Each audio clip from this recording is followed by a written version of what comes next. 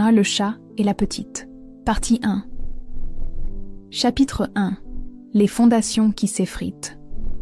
Claire Dubois regardait par la fenêtre de sa cuisine, observant les feuilles d'automne qui tourbillonnaient dans le jardin qu'elle avait soigneusement entretenu pendant 15 ans. Ses mains tremblaient légèrement autour de sa tasse de café, non pas à cause du froid matinal d'octobre, mais à cause de la conversation qu'elle avait eue avec son mari la veille au soir. Les mots de Thomas résonnaient encore dans sa tête comme un écho douloureux. « Notre mariage ne fonctionne plus, Claire. Il faut qu'on en parle sérieusement. » À 42 ans, Claire n'avait jamais imaginé qu'elle se retrouverait dans cette situation. Professeure de littérature française au lycée local de Versailles, elle avait toujours cru aux histoires d'amour éternel qu'elle enseignait à ses élèves. Son propre mariage avec Thomas avait commencé comme un conte de fées. Ils s'étaient rencontrés à l'université, lui étudiant en droit, elle en lettres modernes. Leurs différences les avaient d'abord attirés l'un vers l'autre. Thomas était pragmatique, ambitieux, tandis que Claire était rêveuse, passionnée par les mots et les émotions qu'il pouvait véhiculer. Leur fille Emma, maintenant âgée de 12 ans, était née 3 ans après leur mariage. Claire se souvenait encore de ce jour béni où elle avait tenu ce petit être fragile dans ses bras, sentant immédiatement un amour inconditionnel l'envahir. Thomas aussi avait été ému, mais Claire avait remarqué, même à l'époque, qu'il semblait plus préoccupé par les aspects pratiques de la paternité que par les moments tendres avec leur bébé. Les années avaient passé, et progressivement, les différences qui les avaient rapprochés étaient devenues des sources de conflits. Thomas, devenu avocat spécialisé en droit des affaires, travaillait de plus en plus tard, multipliant les déplacements et les dîners d'affaires. Claire, elle, avait trouvé un équilibre entre son travail d'enseignante et sa vie de mère, accordant toujours la priorité à Emma. Cette différence de priorité avait creusé un fossé entre eux, fossé qui s'était transformé en gouffre au fil du temps. Le chat, Minou, un nom que Emma avait choisi quand elle avait 6 ans, était arrivé dans leur famille, il y a 5 ans. C'était un magnifique chat européen aux poils gris et blancs, avec des yeux verts perçants qui semblaient comprendre toutes les émotions humaines. Ironiquement, Minou était devenu le seul membre de la famille que Thomas semblait vraiment apprécier. Il passait des heures à le caresser en regardant la télévision, et le chat semblait être le seul à pouvoir apaiser ses tensions après une journée difficile au bureau. Emma, quant à elle, était une adolescente précoce, intelligente et sensible. Elle avait hérité de la passion de sa mère pour la littérature et de l'esprit analytique de son père. Mais au cours des derniers mois, Claire avait remarqué que sa fille se renfermait de plus en plus, passant davantage de temps dans sa chambre, évitant les dîners familiaux qui tournaient souvent en disputes silencieuses entre ses parents. Ce matin-là, pendant qu'Emma se préparait pour l'école, Thomas était descendu prendre son petit déjeuner. L'atmosphère était tendue, comme souvent ces derniers temps. Claire avait essayé de maintenir une façade de normalité pour Emma, mais elle sentait que sa fille percevait parfaitement les non-dits et les regards évités entre ses parents. « Maman, est-ce que tout va bien ?» avait demandé Emma en ajustant son sac à dos, ses grands yeux bruns, exactement les mêmes que ceux de Claire, remplis d'inquiétude. « Oui, ma chérie, tout va bien », avait menti Claire en embrassant le front de sa fille. « Passe une bonne journée à l'école. » Thomas avait à peine levé les yeux de son journal financier pour dire au revoir à sa fille. Ce détail, apparemment insignifiant, avait serré le cœur de Claire. Comment en était-il arrivé là? Comment l'homme qu'elle avait épousé, celui qui pleurait de joie à la naissance d'Emma, était-il devenu si distant avec sa propre fille? Après le départ d'Emma pour l'école, le silence s'était installé dans la cuisine. Thomas finissait son café en consultant ses emails sur son téléphone, tandis que Claire rangeait machinalement la vaisselle du petit déjeuner. C'est alors qu'il avait prononcé les mots qui allaient changer leur vie à jamais. « Claire, nous devons parler. Je pense qu'il est temps qu'on envisage une séparation. » Les mots avaient frappé Claire comme une gifle. Bien qu'elle sente depuis des mois que leur mariage battait de l'aile, entendre ces mots prononcés à voix haute rendait la situation soudainement très réelle. « Thomas, nous pouvons essayer une thérapie de couple. Nous pouvons... » « Non, Claire, j'ai beaucoup réfléchi. Nous ne sommes plus heureux ensemble. Nous nous faisons du mal. Et Emma le ressent. Il vaut mieux qu'on se sépare maintenant, avant que les choses empirent. » Claire s'était assise lourdement sur une chaise, sentant ses jambes se dérober sous elle. « Et Emma? As-tu pensé à Emma dans tout ça? » « Bien sûr que j'ai pensé à Emma. C'est justement pour elle que nous devons faire ça proprement. Je garde le chat. Tu récupères la petite. » Ces mots avaient glacé le sang de Claire. La façon dont Thomas parlait d'Emma, la petite, comme s'il s'agissait d'un objet à se partager, au même niveau que le chat, l'avait profondément choquée. Elle avait voulu protester, mais Thomas était déjà debout, ajustant sa cravate avec cette froideur professionnelle qu'elle ne supportait plus. « Je vais dormir dans le bureau ce soir. Nous reparlerons de tout ça plus calmement ce week-end. » Et il était parti, laissant Claire seule avec ses pensées et ses larmes. Gare, chapitre 2. L'intervention de belle-maman. Le samedi suivant, Thomas avait tenu parole. Il était revenu à la maison avec un air déterminé et à la grande surprise de Claire, accompagné de sa mère, Marguerite Dubois. Cette femme de 68 ans, veuve depuis 10 ans, avait toujours eu une opinion très tranchée sur tout, particulièrement sur la façon dont Claire élevait Emma et tenait sa maison.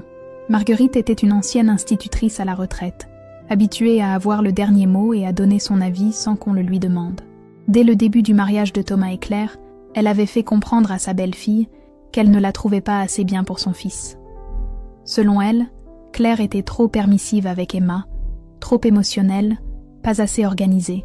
Elle critiquait régulièrement la façon dont Claire tenait sa maison, cuisinait ou s'habillait. « Bonjour Claire », dit Marguerite en entrant dans le salon sans même attendre d'être invitée. Elle portait son éternel tailleur beige et ses perles, ses cheveux gris tirés en un chignon serré qui semblait tendre la peau de son visage. « Bonjour Marguerite », répondit Claire, surprise par cette visite inattendue. « Je ne savais pas que vous veniez. Thomas m'a mise au courant de votre situation. Je pense qu'il est important que nous discutions tous ensemble, en adultes responsables. » Claire lança un regard interrogateur à Thomas, qui évitait soigneusement de croiser ses yeux. Elle commençait à comprendre que cette discussion avait été orchestrée et que Thomas avait fait appel à sa mère comme renfort dans cette bataille qu'elle ne savait même pas qu'elle était en train de livrer. Emma était partie chez sa meilleure amie Léa pour l'après-midi, ce qui était probablement aussi planifié. Thomas et sa mère s'installèrent sur le canapé, tandis que Claire resta debout, se sentant soudainement étrangère dans son propre salon. « Claire », commença Thomas avec ce ton professionnel qu'il utilisait au tribunal, « nous devons organiser notre séparation de manière civilisée. J'ai déjà consulté un avocat, et... » « Tu as déjà consulté un avocat ?» interrompit Claire, abasourdie. « Quand ? Et pourquoi tu ne m'en as pas parlé ? Je voulais connaître mes droits et mes obligations. C'est normal dans ce genre de situation. » Marguerite intervint alors, tapotant le bras de son fils d'un geste possessif. « Thomas fait preuve de responsabilité, Claire. Il pense à l'avenir, contrairement à certaines personnes qui vivent dans un monde de rêves et de romans. » Cette pique directe contre sa passion pour la littérature fit monter la colère de Claire. « Marguerite, avec tout le respect que je vous dois, cette conversation concerne Thomas et moi, notre mariage, notre fille. Justement, parlons d'Emma, dit Thomas en sortant un dossier de sa mallette. J'ai réfléchi à la garde. Je pense qu'il serait mieux pour Emma de vivre principalement avec moi. J'ai les moyens financiers de lui offrir une meilleure stabilité, une meilleure éducation. Claire sentit le sol se dérober sous ses pieds. Tu ne peux pas être sérieux, Thomas. Emma a besoin de sa mère. Elle a toujours vécu avec moi. Je suis celle qui s'occupe d'elle au quotidien, qui l'aide avec ses devoirs, qui la laisse faire tout ce qu'elle veut, l'interrompit Marguerite avec un sourire dédaigneux. Cette enfant n'a aucune discipline. Elle passe son temps à lire au lieu de faire du sport. Elle n'apprend pas les bonnes manières, elle. Emma est une enfant brillante et équilibrée, s'exclama Claire, sa voix montant d'un ton. Elle a d'excellentes notes, elle est polie, respectueuse. Elle est trop émotionnelle, comme sa mère, répliqua Marguerite. Elle pleure pour un rien, elle se referme sur elle-même. Ce qu'il lui faut, c'est une éducation plus stricte, plus structurée. Thomas hocha la tête, approuvant sa mère. Maman a raison, Claire. Emma a besoin de règles claires, d'autorité. Avec moi, elle apprendra la discipline. Claire regarda son mari, cet homme qu'elle avait aimé, qu'elle avait épousé, avec qui elle avait eu un enfant, et elle ne le reconnaissait plus. Comment pouvait-il parler de leur fille de cette façon? Comment pouvait-il envisager de la lui enlever? « Et le chat ?» demanda-t-elle, se rappelant les mots blessants de Thomas quelques jours plus tôt. « Minou reste avec moi, bien sûr », répondit Thomas comme si c'était une évidence. « Il est habitué à moi, et Emma s'en occupe peu de toute façon. » Marguerite ricana alors, un son désagréable qui fit frissonner Claire. Au moins, le chat obéit aux ordres. Cette phrase, prononcée avec un mépris évident, fut la goutte d'eau qui fit déborder le vase. Claire comprit à cet instant que pour Thomas et sa mère, Emma n'était qu'un problème à résoudre, un élément perturbateur qu'il fallait éduquer et contrôler. L'amour inconditionnel qu'elle portait à sa fille, sa fierté pour l'intelligence et la sensibilité d'Emma, tout cela était perçu comme de la faiblesse par cette femme froide et manipulatrice. « Sortez de chez moi », dit Claire d'une voix tremblante de colère. « Sortez immédiatement. » Claire, sois raisonnable, dit Thomas. Mais Claire était déjà debout, se dirigeant vers la porte d'entrée. Je ne veux plus vous voir ici, ni l'un ni l'autre.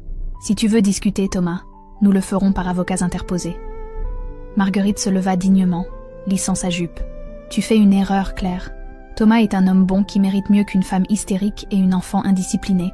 Ces mots résonnèrent dans la tête de Claire, longtemps après le départ de Thomas et de sa mère. Elle resta assise dans son salon, caressant machinalement Minou, qui était venu se blottir contre elle, comme s'il sentait sa détresse.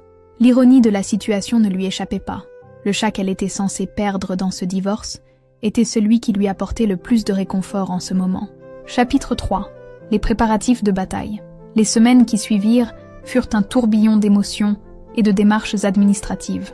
Claire avait pris rendez-vous avec maître Sylvie Moreau, une avocate spécialisée en droit de la famille que lui avait recommandé sa collègue professeure.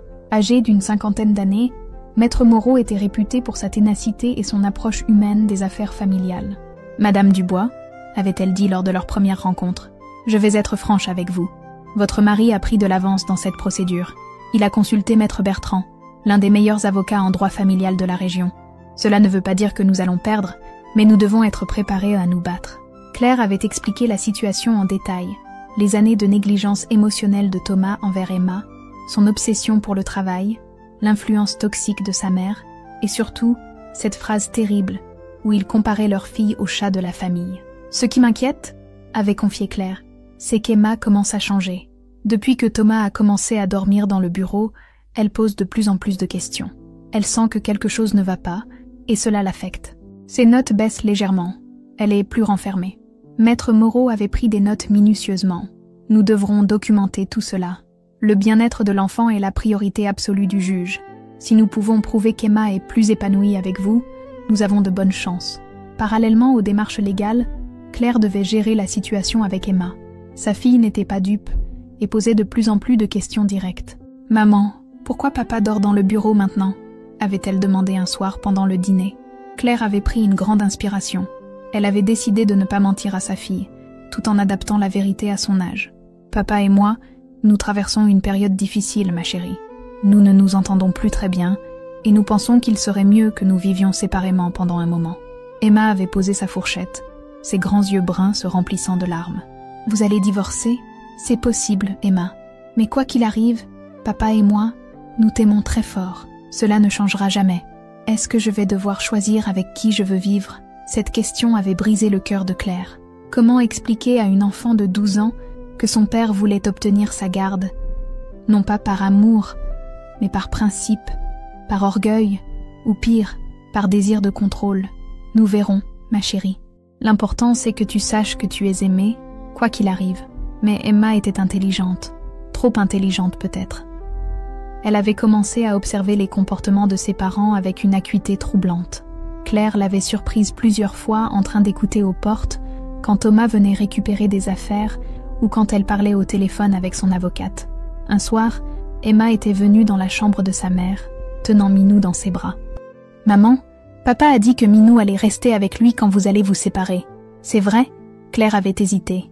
Comment expliquer les calculs cruels qui se cachaient derrière cette décision? Ton papa pense que Minou sera mieux avec lui, oui. Mais Minou, il m'aime aussi. Et moi je l'aime. Pourquoi papa ne me demande pas mon avis? Parfois, ma chérie, les adultes prennent des décisions sans penser à demander l'avis des enfants. Ce n'est pas bien, mais c'est comme ça. Emma avait serré le chat contre elle. Moi, je veux rester avec toi, maman. Et je veux que Minou reste avec nous aussi. Ces mots avaient donné à Claire la force de se battre. Elle ne pouvait pas laisser Thomas détruire la vie de leur fille par égoïsme ou par désir de la punir. Les jours passaient, et l'atmosphère à la maison devenait de plus en plus tendue. Thomas venait régulièrement récupérer des affaires, souvent accompagné de sa mère. Marguerite ne ratait jamais une occasion de faire des commentaires désobligeants sur l'état de la maison, l'éducation d'Emma ou l'apparence de Claire. « Tu as maigri, Claire », avait-elle dit un jour avec un faux air de préoccupation. « Tu ne prends pas soin de toi. Comment peux-tu t'occuper correctement d'Emma si tu ne sais même pas prendre soin de toi-même » Claire avait appris à ignorer ses piques, mais elle voyait bien qu'Emma les entendait aussi, et que ses remarques la perturbaient. Un soir, après une visite particulièrement désagréable de Thomas et Marguerite, Emma s'était approchée de sa mère qui rangeait la cuisine. « Maman, pourquoi grand-mère Marguerite est si méchante avec toi ?» Claire s'était arrêtée de ranger, réfléchissant à sa réponse. Parfois, ma chérie, certaines personnes expriment leur colère ou leur frustration en étant désagréables avec les autres. Grand-mère Marguerite n'est pas d'accord avec certaines de mes décisions et elle l'exprime mal. Elle dit que tu ne sais pas m'élever correctement. Qu'est-ce que tu en penses, toi? Emma avait réfléchi un moment. Je pense que tu es la meilleure maman du monde. Tu m'aides avec mes devoirs, tu me lis des histoires, tu me consoles quand je pleure, tu me fais rire quand je suis triste. Grand-mère Marguerite, elle ne fait jamais ça. Cette conversation avait renforcé la détermination de Claire. Sa fille avait besoin d'elle, et elle ne laisserait personne la lui enlever. C'est vers cette époque qu'Emma avait commencé à écrire dans un petit carnet. Claire l'avait remarqué, mais n'avait pas posé de questions, respectant l'intimité de sa fille. Elle pensait qu'Emma tenait un journal, ce qui était normal pour une préadolescente traversant une période difficile. Ce qu'elle ne savait pas, c'est qu'Emma ne tenait pas un journal ordinaire. Elle documentait méticuleusement tous les comportements qu'elle observait, les remarques de son père, les commentaires de sa grand-mère, les réactions de sa mère. Avec l'intelligence précoce qui la caractérisait, Emma comprenait qu'une bataille se préparait pour sa garde, et elle se préparait à y jouer un rôle actif. La date de l'audience approchait, fixée au 15 décembre. Claire oscillait entre l'espoir et l'angoisse. D'un côté, elle était convaincue qu'elle était la meilleure option pour Emma, qu'aucun juge sensé ne pourrait en douter. De l'autre, elle connaissait l'influence de Thomas, ses relations dans le milieu juridique, sa capacité à manipuler les situations à son avantage. Maître Moreau l'avait préparée aux différents scénarios possibles, mais rien ne pouvait vraiment préparer une mère à l'idée de perdre son enfant. Claire passait ses nuits à imaginer les pires scénarios, à se demander si elle avait fait tout ce qu'il fallait, si elle n'avait pas commis d'erreurs qui pourraient être retournées contre elle. Ce qu'elle ne savait pas, c'est qu'Emma aussi se préparait pour cette audience, à sa manière. La petite fille silencieuse qui écrivait dans son carnet avait un plan que ni sa mère ni son père ne soupçonnaient, mais qui allait changer le cours de cette bataille judiciaire. Le chat et la petite. Partie 2, chapitre 4. Les lettres secrètes. Les semaines précédant l'audience furent marquées par une escalade dans les tensions familiales. Thomas avait officiellement déménagé dans un appartement moderne près de son cabinet d'avocat, emmenant avec lui Minou et quelques affaires personnelles. Cette séparation physique avait créé un soulagement temporaire pour Claire, mais avait profondément perturbé Emma. La petite fille avait du mal à comprendre pourquoi son père avait pris le chat sans même lui demander son avis. Minou avait été son compagnon de jeu, son confident dans les moments difficiles, et maintenant il lui était interdit de le voir, sauf pendant les rares visites chez son père. « Il me manque, maman », avait confié Emma un soir en regardant le panier vide de Minou dans un coin du salon. « Papa dit que c'est mieux comme ça, que Minou s'habitue à son nouvel appartement, mais moi je pense qu'il s'ennuie sans nous. » Claire avait serré sa fille dans ses bras, sentant sa propre colère monter contre Thomas. Comment pouvait-il utiliser un animal que leur fille aimait comme un pion dans leur guerre conjugale? C'est durant cette période qu'Emma avait intensifié ses séances d'écriture. Chaque soir, après avoir terminé ses devoirs, elle s'installait à son bureau avec son petit carnet rouge et écrivait pendant des heures. Claire pensait toujours qu'il s'agissait d'un journal intime, d'une façon pour Emma de gérer ses émotions face au divorce de ses parents. En réalité, Emma tenait un compte rendu détaillé de tous les événements qui se déroulaient autour d'elle. Avec une maturité troublante pour son âge, elle avait compris que ses parents se livraient une bataille pour sa garde, et elle documentait tout ce qui pourrait être important. 3 novembre. Papa est venu chercher Minou aujourd'hui. Il n'a même pas demandé si je voulais lui dire au revoir. Quand j'ai pleuré, il a dit que les larmes ne servaient à rien, et que je devais apprendre à être plus forte. Grand-mère Marguerite a dit que maman me rendait trop sensible. Lana. 8 novembre. Papa m'a emmenée dans son nouvel appartement. C'est très propre mais très froid. Minou avait l'air triste. Il n'a même pas voulu jouer avec moi. Papa a dit que c'était normal, qu'il fallait du temps pour s'adapter. Mais moi je pense que Minou s'ennuie de la maison. 12 novembre. Maman a pleuré au téléphone avec son avocate. Elle pensait que je ne l'entendais pas, mais j'étais dans l'escalier. Elle a dit qu'elle avait peur de me perdre. Moi aussi j'ai peur. Emma écrivait tout. Les conversations qu'elle surprenait, les expressions sur les visages de ses parents, les remarques blessantes de sa grand-mère paternelle, les moments où sa mère essayait de cacher sa tristesse. Mais surtout, elle écrivait sur son père. Thomas avait commencé à écrire à Emma. Au début, Claire avait trouvé cela touchant. Peut-être que la séparation l'aidait à réaliser à quel point sa fille était importante pour lui. Les premières lettres étaient arrivées par la poste, adressées formellement à mademoiselle Emma Dubois. Emma les lisait en privé et ne partageait pas leur contenu avec sa mère, ce que Claire respectait.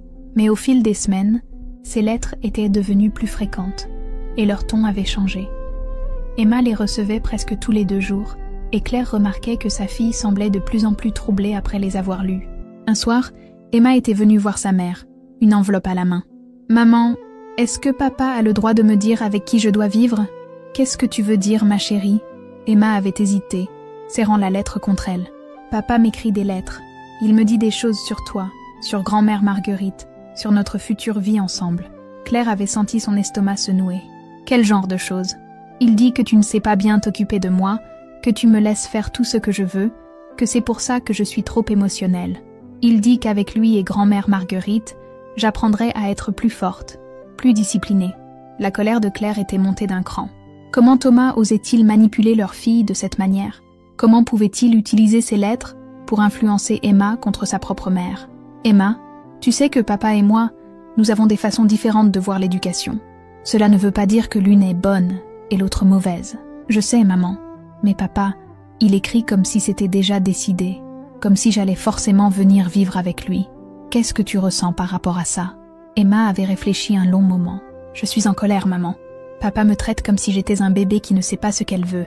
Il me dit ce que je dois penser, ce que je dois ressentir, et il dit des choses méchantes sur toi. » Claire avait pris sa fille dans ses bras. « Emma, tu as le droit d'être en colère. Ce que papa fait n'est pas correct. Est-ce que je peux garder les lettres? Je veux les relire. » « Bien sûr, ma chérie. Ce sont tes lettres. » Ce que Claire ne savait pas, c'est qu'Emma ne gardait pas ses lettres pour les relire par nostalgie. Elle les analysait, notait les incohérences, les manipulations, les promesses vides. Dans son carnet rouge, elle tenait un registre précis de chaque lettre reçue, avec des commentaires sur leur contenu. Lettre du 18 novembre. Papa dit que maman me laisse lire trop de livres et que ça me donne des idées bizarres. Il dit que les filles de mon âge devraient plutôt faire du sport et apprendre les bonnes manières. Mais moi j'aime lire, et maman me dit que c'est bien d'aimer apprendre. Lettre du 22 novembre. Papa écrit que grand-mère Marguerite va m'apprendre à bien tenir une maison et à cuisiner des vrais repas. Il dit que maman ne sait faire que des plats tout prêts. C'est faux. Maman fait de la vraie cuisine, et elle m'apprend aussi.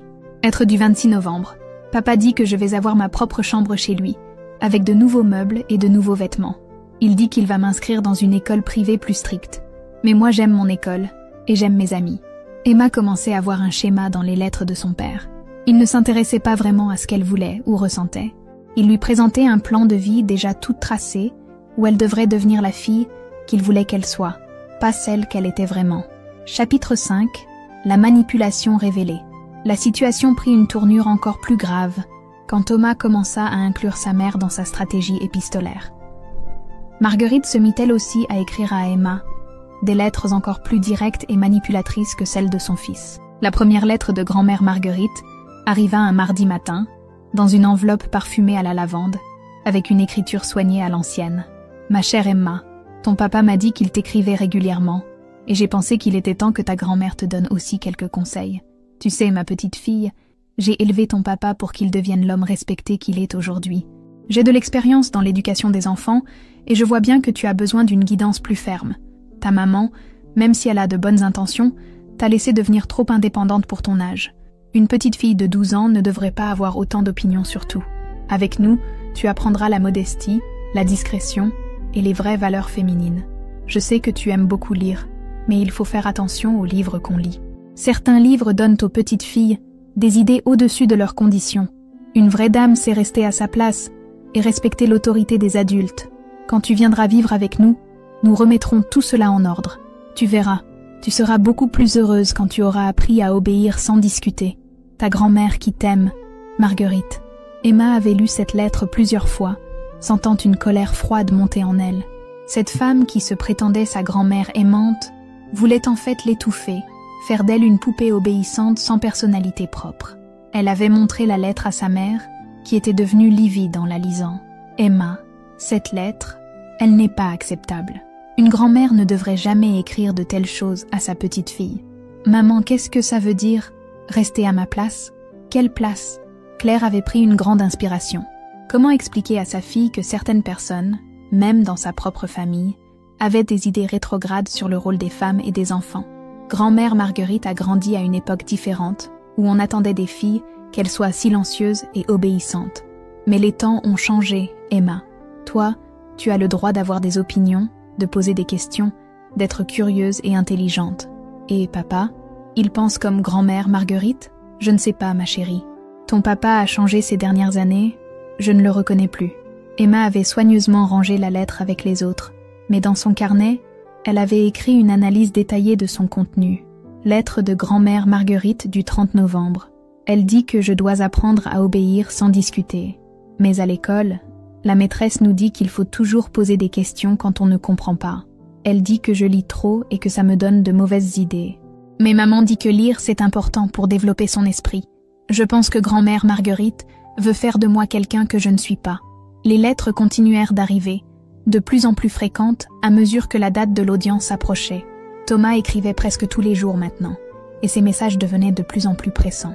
Dans une lettre datée du 5 décembre, il écrivait « Ma chère Emma, l'audience pour décider de ta garde aura lieu dans quelques jours. Je veux que tu saches que tout ce que je fais, c'est pour ton bien. Ta maman va certainement essayer de t'influencer, de te faire dire des choses contre moi devant le juge. Mais tu es assez intelligente pour voir la vérité. Avec moi, tu auras une vraie structure, de vraies règles. Tu apprendras ce qu'est la discipline, le respect de l'autorité. Ta maman t'a laissé grandir comme une petite sauvage, mais il n'est pas trop tard pour corriger cela. Grand-mère Marguerite a hâte de s'occuper de ton éducation. Elle sait comment élever les petites filles pour qu'elles deviennent des femmes respectables. Tu verras, quand tu vivras avec nous, tu seras beaucoup plus heureuse et équilibrée. Je compte sur toi pour dire la vérité au juge, pour lui expliquer que tu veux vivre avec ton papa qui t'aime et qui veut ce qu'il y a de mieux pour toi. Ton papa qui t'aime, Thomas. Cette lettre avait particulièrement bouleversé Emma. Elle voyait bien que son père essayait de l'influencer pour qu'elle témoigne en sa faveur devant le juge. Il ne cherchait pas vraiment à connaître ses sentiments ou ses désirs, il voulait juste qu'elle se range de son côté. Emma avait alors pris une décision qui allait changer le cours des événements. Elle avait commencé à répondre aux lettres de son père, mais pas de la manière qu'il attendait. Chapitre 6. La riposte d'Emma. Le 8 décembre, une semaine avant l'audience, Emma avait écrit sa première réponse à son père. Claire l'avait trouvée à son bureau, très concentrée sur sa lettre, consultant parfois son carnet rouge pour vérifier certains détails. « Tu écris à papa ?» avait demandé Claire. « Oui, maman. Je pense qu'il est temps que je lui dise ce que je pense vraiment. » Claire avait respecté l'intimité de sa fille, mais elle s'inquiétait. Emma semblait porter un poids trop lourd pour ses épaules, une responsabilité qui ne devrait pas être la sienne. La lettre qu'Emma avait envoyée à son père était d'une maturité saisissante pour une enfant de 12 ans. « Cher papa, j'ai reçu toutes tes lettres, et celles de grand-mère Marguerite aussi. Je les ai toutes lues très attentivement, et j'ai beaucoup réfléchi à ce que vous me dites. Tu me demandes de dire au juge que je veux vivre avec toi, mais tu ne m'as jamais demandé ce que je voulais vraiment. Tu me dis que maman ne sait pas bien m'élever, mais moi je pense qu'elle fait du très bon travail. Elle m'aide avec mes devoirs, elle écoute mes problèmes, elle me console quand je suis triste. Grand-mère Marguerite dit que je dois apprendre à obéir sans discuter. Mais à l'école, on nous apprend qu'il faut toujours poser des questions et réfléchir par nous-mêmes.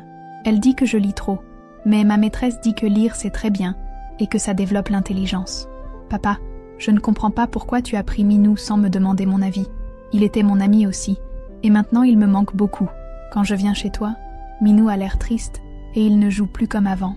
Je pense que tu veux que je devienne quelqu'un que je ne suis pas. Moi, j'aime lire, j'aime poser des questions, j'aime apprendre. Je ne veux pas devenir silencieuse et obéissante, comme grand-mère Marguerite le voudrait. J'espère que tu comprendras ce que je ressens. Ta fille qui t'aime malgré tout, Emma. Thomas avait reçu cette lettre 2 jours plus tard, et était entré dans une colère noire. Il avait immédiatement appelé Claire, l'accusant d'avoir influencé Emma pour qu'elle écrive contre lui. « Claire, qu'est-ce que tu as mis dans la tête d'Emma? Cette lettre, c'est toi qui l'as dictée. Thomas, je n'ai même pas lu cette lettre. Emma l'a écrite toute seule. Une gamine de 12 ans n'écrit pas comme ça. Tu l'as manipulée. Ou peut-être que tu sous-estimes l'intelligence de ta propre fille, » avait répondu Claire avec amertume. Thomas avait raccroché brutalement, mais Emma n'en avait pas fini avec lui.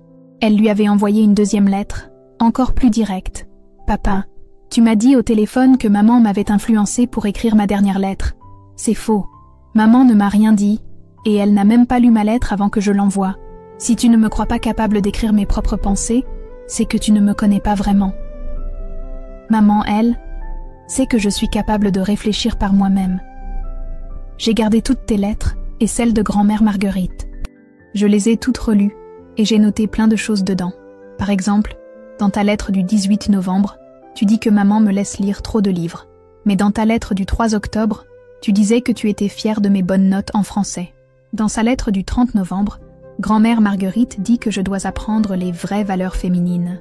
Mais qu'est-ce que ça veut dire? Est-ce que ça veut dire que je ne peux pas devenir médecin ou avocate comme je le veux? Est-ce que ça veut dire que je dois juste obéir sans réfléchir?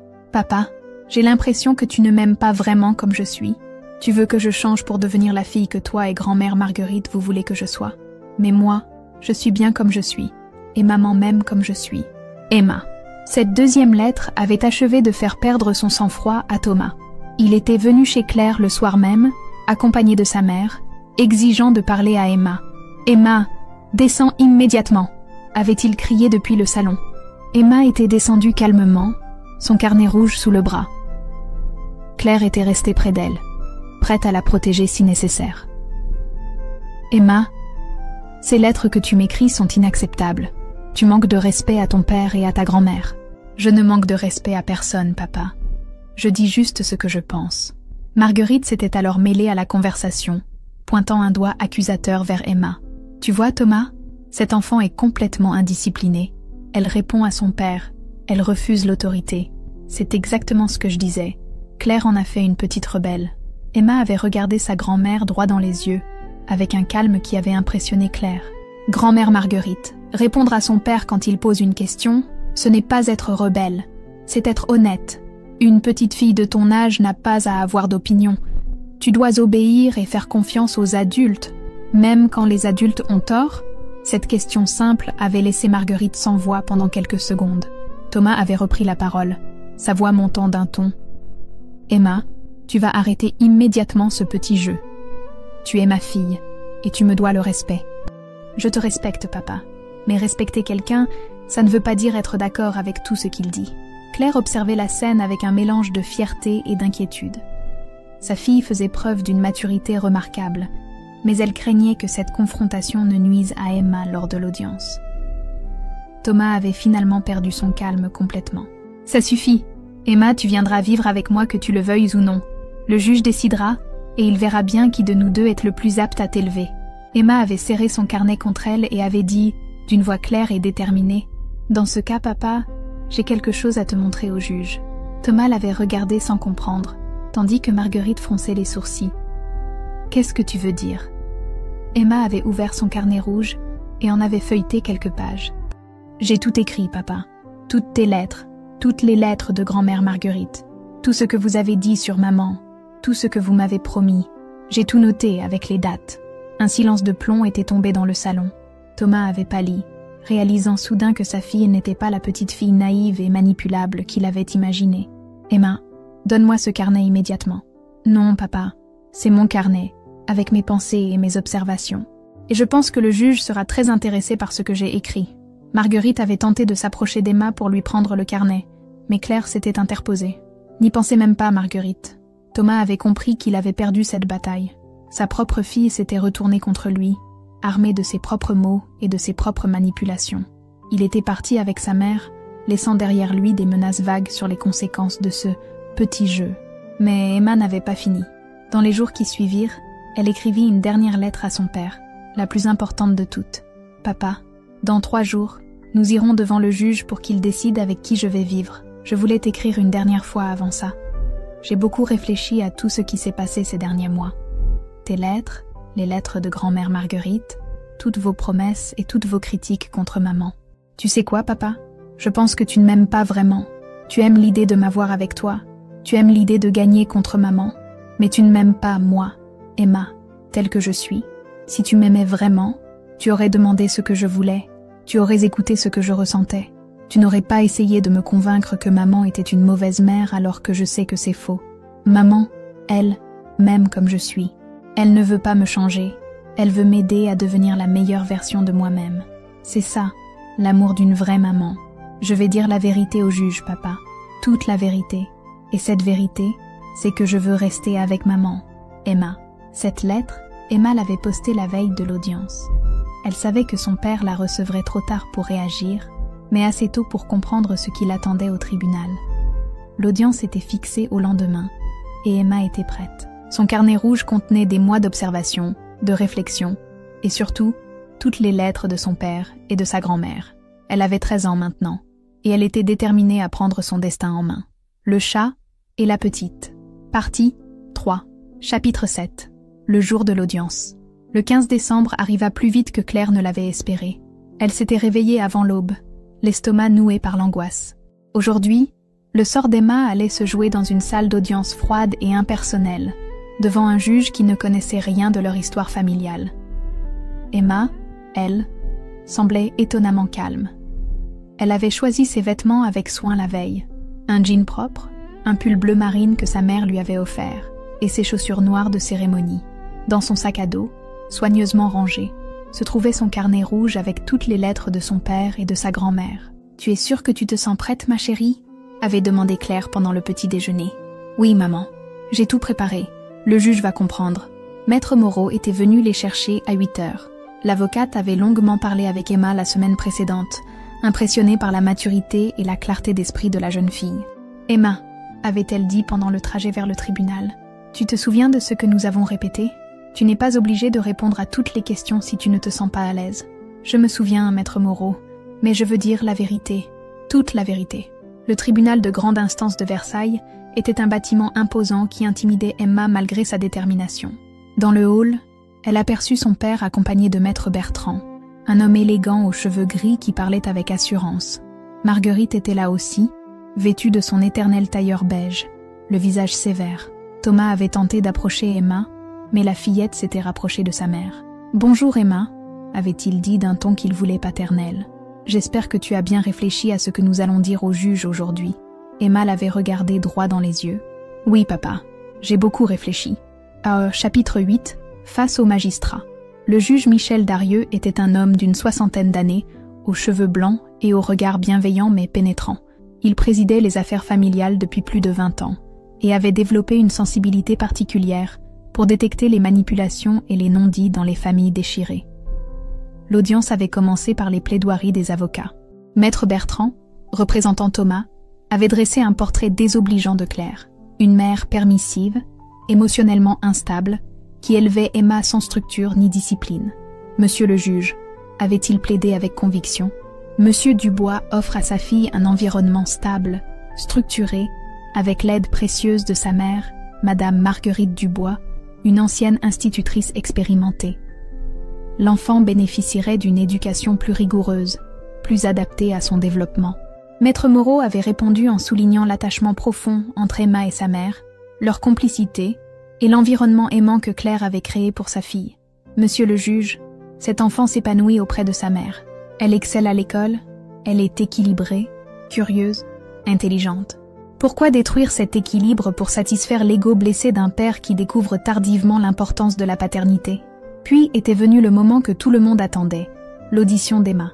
Le juge s'était adressé à elle avec douceur. « Emma, tu peux t'approcher. N'aie pas peur, nous sommes là pour t'écouter. » Emma s'était levée, son sac à dos à la main, et s'était dirigée vers le banc des témoins. Elle avait regardé le magistrat et avait dit, d'une voix claire qui avait surpris toute l'assistance, « Monsieur le juge, est-ce que je peux lire ce que papa m'a écrit avant-hier » Le juge Darieux avait froncé les sourcils, intrigué par cette demande inattendue. « Qu'est-ce que ton papa t'a écrit, Emma ?» Du côté de Thomas, Maître Bertrand était devenu livide. Il venait de comprendre qu'Emma avait entre les mains la dernière lettre de son père, celle qu'il avait écrite dans un moment de colère après leur confrontation. Le tribunal s'était tu complètement. Emma avait sorti de son sac le carnet rouge et la dernière lettre de son père. D'une voix posée, elle avait commencé à lire. « Emma, après tes lettres insolentes et ton comportement inadmissible, je veux que tu comprennes une chose. Tu es ma fille, que cela te plaise ou non. Le juge décidera en ma faveur, parce que j'ai les moyens de t'offrir une meilleure éducation. Ta mère n'est qu'une institutrice de province sans ambition. Avec moi, tu apprendras enfin la discipline et le respect. Et si tu continues à faire ta petite rebelle, tu passeras tes week-ends chez ta grand-mère jusqu'à ce que tu apprennes les bonnes manières. » Un murmure avait parcouru la salle. Le juge Darieux avait demandé le silence d'un geste de la main, ses sourcils froncés trahissant sa réprobation. « Emma, cette lettre, quand l'as-tu reçue ? » ?»« Avant-hier, monsieur le juge. Mais ce n'est pas la seule. Papa m'écrit depuis des mois. » Emma avait alors ouvert son carnet rouge.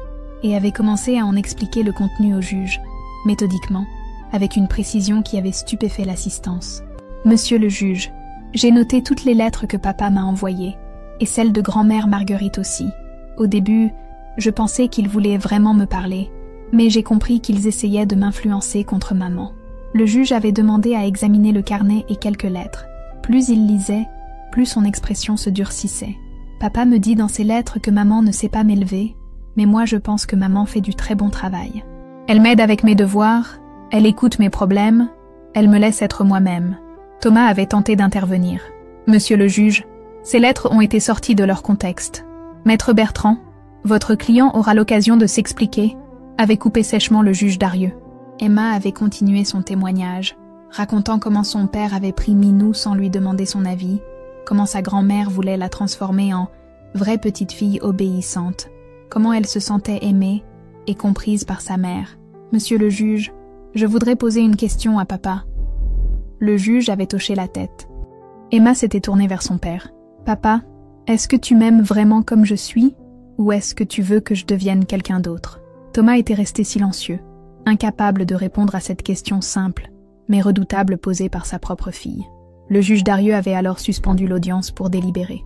Dans les couloirs, l'atmosphère était électrique. Marguerite fulminait contre cette petite insolente, tandis que Thomas réalisait que sa stratégie s'était retournée contre lui. Claire tenait Emma dans ses bras, fière et émue par le courage de sa fille. « Tu as été extraordinaire, ma chérie. Maman, j'espère que le juge va comprendre.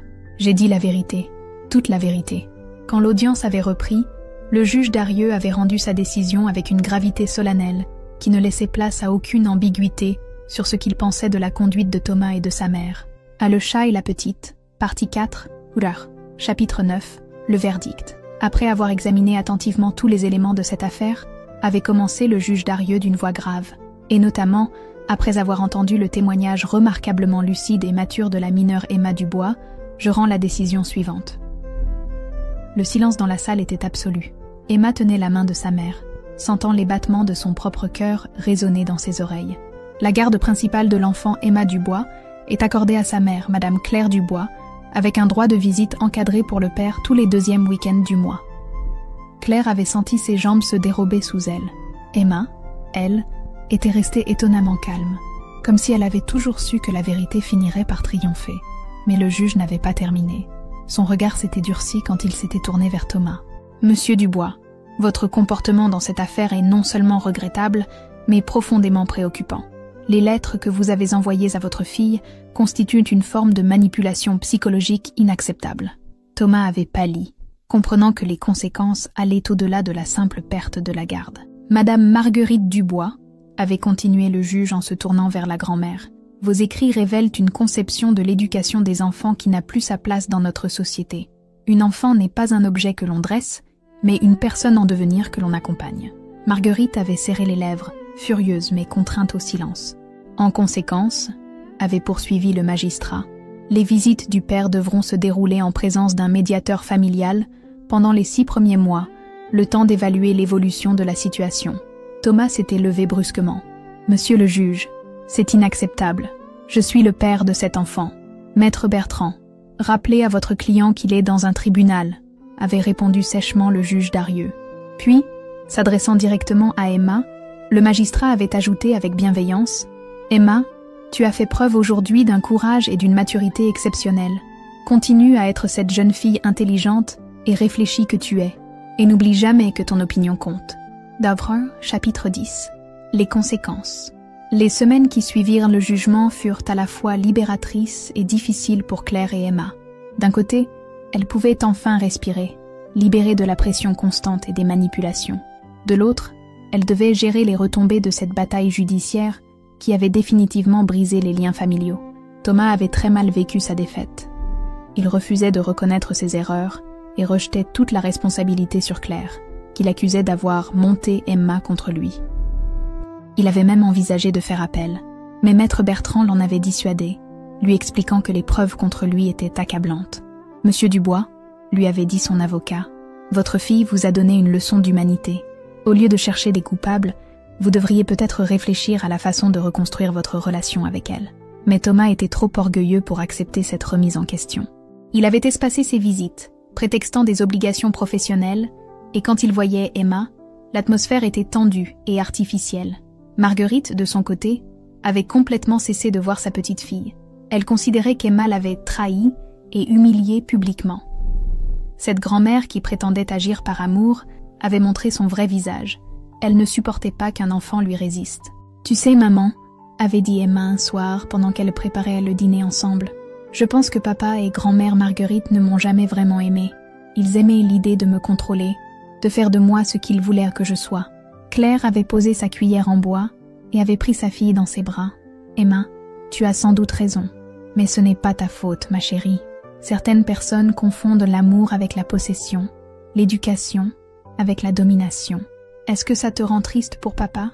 Claire avait réfléchi un moment. « Oui, ça me rend triste. Triste pour lui, parce qu'il passe à côté de la chance extraordinaire d'avoir une fille comme toi, et triste pour toi, parce que tu mérites d'avoir un père qui t'aime vraiment. » Emma avait hoché la tête, montrant une fois de plus cette sagesse précoce qui l'avait aidée à traverser cette épreuve. « Mais tu sais quoi, maman ?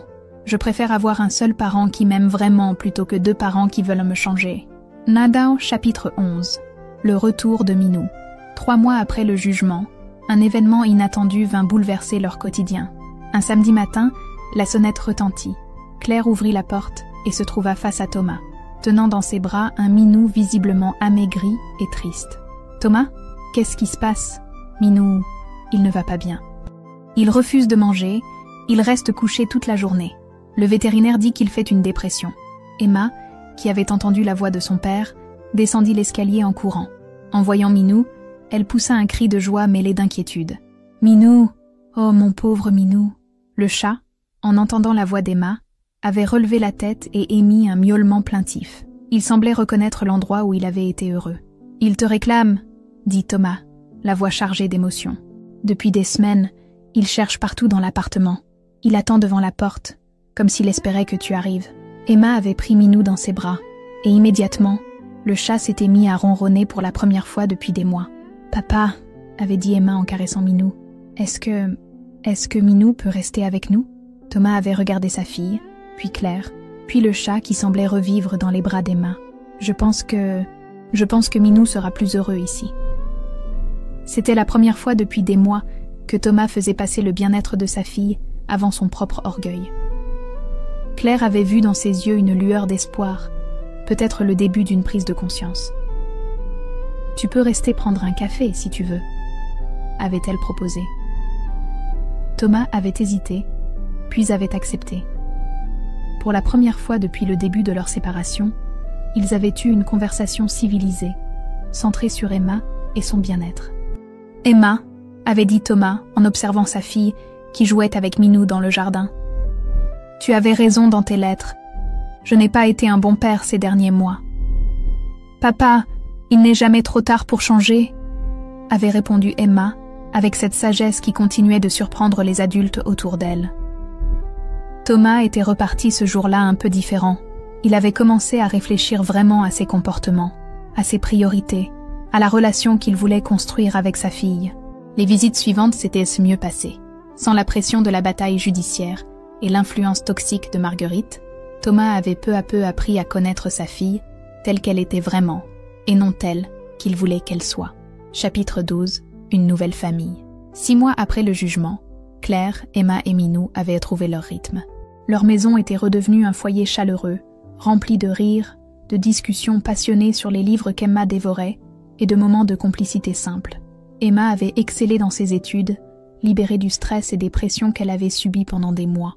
Elle avait même commencé à écrire des histoires, inspirées par son expérience personnelle mais nourrissant des rêves d'aventure et de justice. « Maman », avait-elle dit un soir en montrant à Claire une de ses nouvelles histoires, « j'aimerais devenir avocate plus tard, pour aider les enfants comme moi. » Claire avait lu l'histoire, émue par la maturité et la sensibilité de sa fille.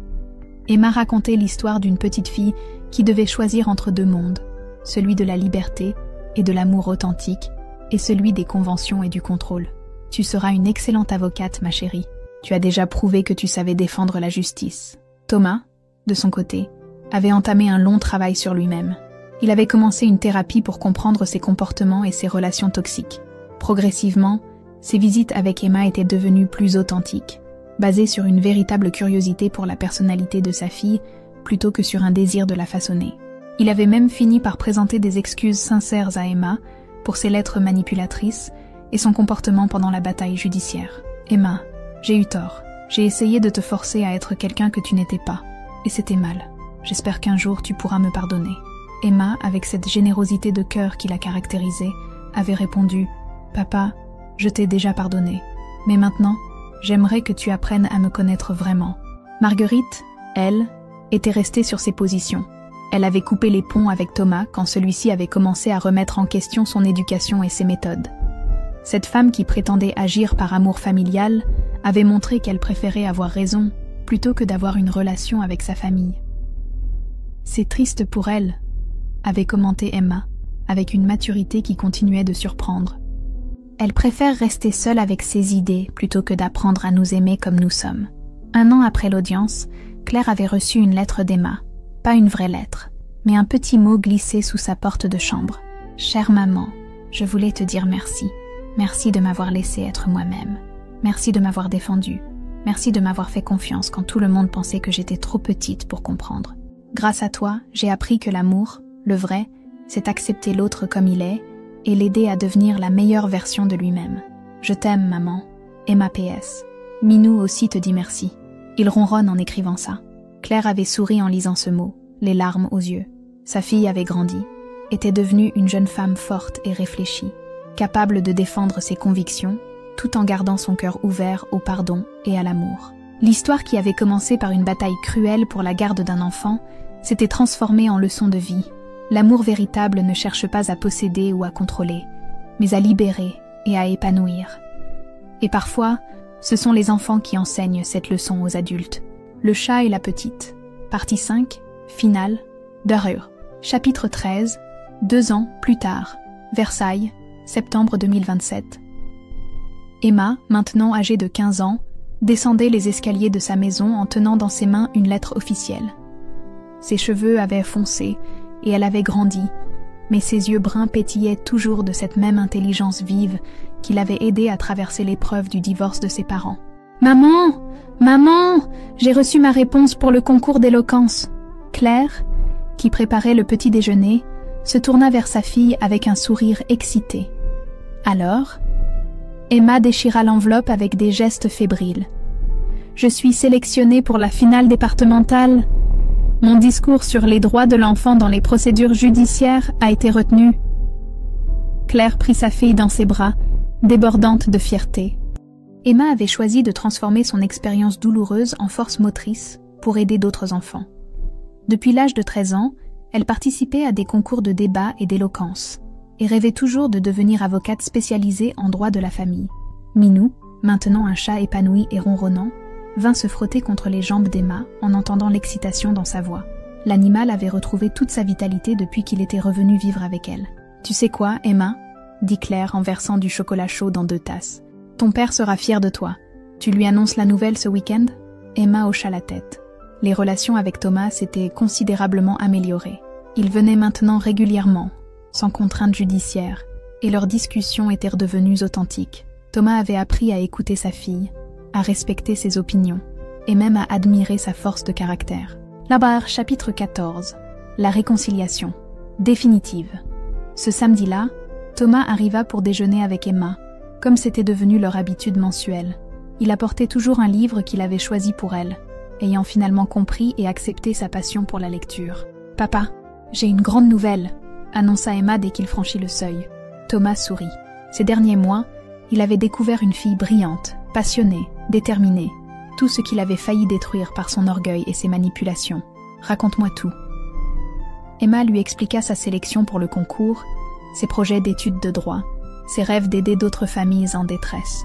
Thomas l'écoutait avec une attention qu'il n'avait jamais accordée auparavant. « Emma, dit-il quand elle eut terminé, je veux que tu saches quelque chose.